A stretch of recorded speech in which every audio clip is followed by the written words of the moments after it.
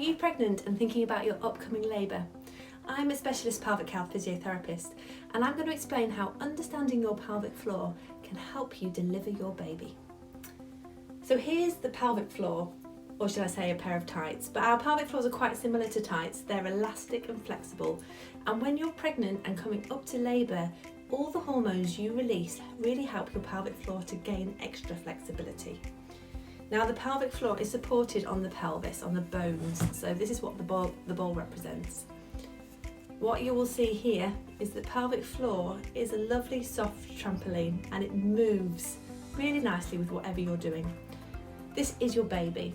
Now as you can see, as you pop the baby on the pelvic floor does drop under the weight a little bit, and this is why we tell you in pregnancy to work on squeezing your pelvic floor so that it lifts your baby up, and it also supports your pelvic organs like your bladder and your bowel.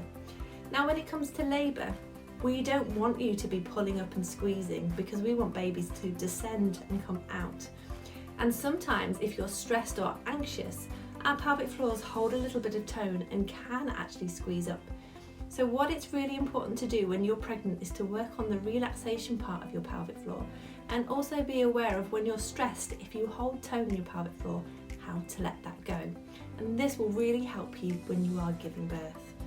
You want your pelvic floor to lengthen and to be able to stretch to allow you to give birth. And once you have given birth, as is demonstrated nicely here with this pair of tights, your pelvic floor will recoil up and start to lift and support further again.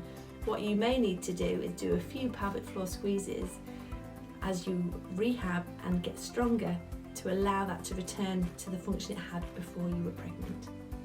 I hope that helps. If you've got any questions, pop them in the comments, but also I will go through some breathing and some other additional tips, so follow Know Your Floors for more information.